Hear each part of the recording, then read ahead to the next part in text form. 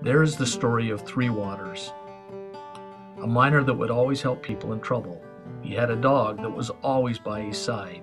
This is just one story of many where the old miner helped someone. On a late afternoon, as the miner was cooking his early supper, he heard someone rattling in the bushes. So he called to his dog, "Go see what it is." And sure enough, there was someone there. "Come back," he shouted to the dog. She came back.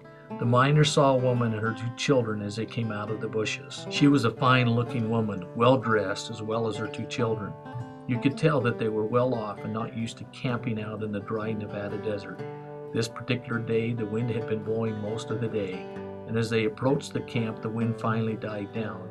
You could see that this little family, with their dirty faces as well as their wind-tossed hair, were tired and hungry. He and the two children found their way down to the side of the hill, to the fire where the miner was cooking his supper. As they sat on the rocks, you could see that they were also excited to get something to eat.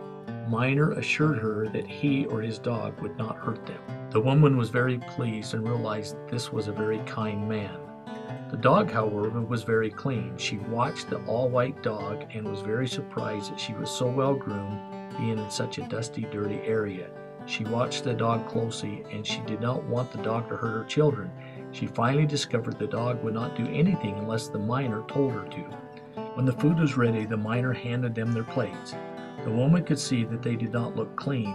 The woman forcefully asked, "Are these plates clean?" The miner pointed to the dog and said, "As clean as Three Waters can get them."